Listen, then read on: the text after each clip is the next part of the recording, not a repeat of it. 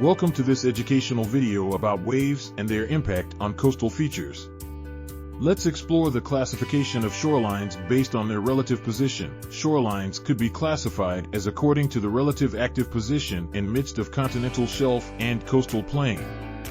The most distant is the offshore, having turbidity effects and contorites deposits.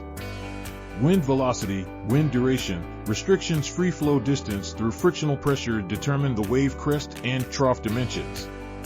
Wave characteristics are determined by its traveled distance, known as fetch, duration, and speed. Constructive wave got longer wavelength and hence lower frequency.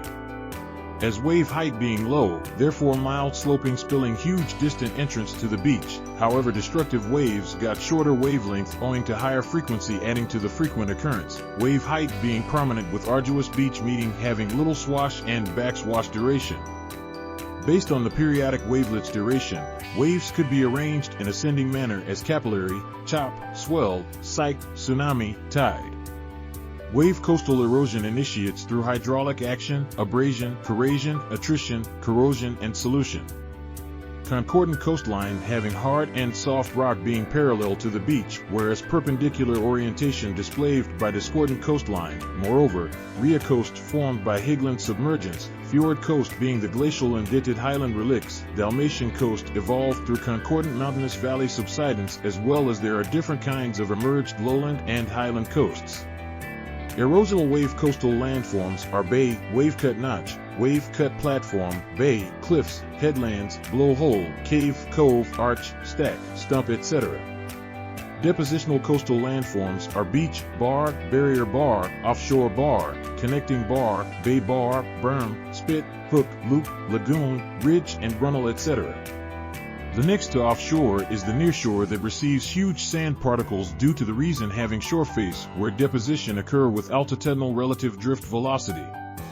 The shoal surroundings gets converted through circular shape to ellipsoidal pattern whenever shore face welcoming the sea waves, as trough water is becoming slower due to bottom friction and crest water progressively getting speedy.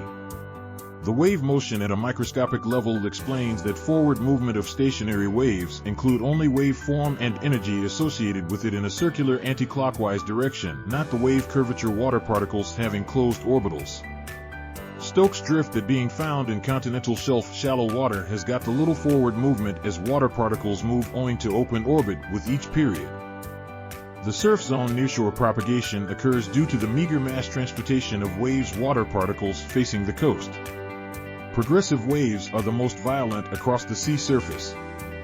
Therefore, the oscillatory water waves pattern gets converted into translatory with shallow wave diminishing effect and significant rise in crests water waves.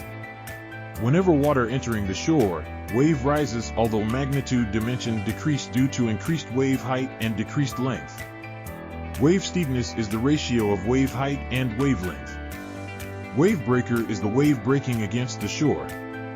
If wave height equalizes to a ratio of 1 to 7 with its wavelength, the crest getting out of control with respect to trough and therefore assumed as being collapsed. The wave plunging across the shore generates the surf spilling breakers, involve the prominent crest steepness with spilling down in front of approaching waves, which is slowing owing to energy loss across the surf zone. The plunging breakers encompass the wholesome wave front steepness with collapsing and curling forward that provokes sudden energy release.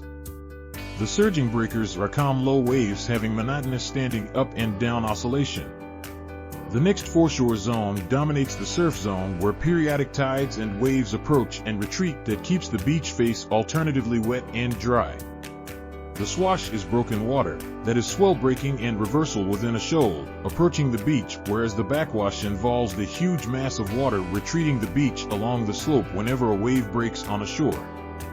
The beach face is habitual to these kinds. The berms are low ridges galloping above the beach face, having seasonal energy efficient variable sand heaping along the beach. The waves breaking at a particular angle initiates the drift of material along the beach, which being supported by a swash sweeping and backswash material dragging along the beach that results in a net movement being known as longshore drift.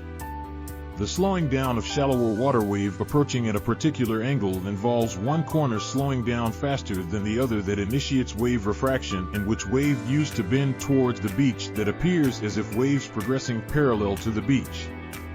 as there is a particular angle involved in refracted waves shore meetings, which is quite delusional, as there is slight difference between swash incoming and backswash outgoing along the beach that evolve a longshore current. The waves steer up surf zone sand and carry forward along the shore, which is longshore drift.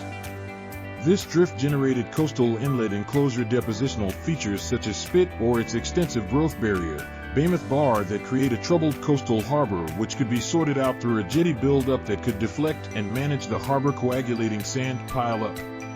Polders are land reclaiming human-made technique by constructing embankments to contain seawater through dikes.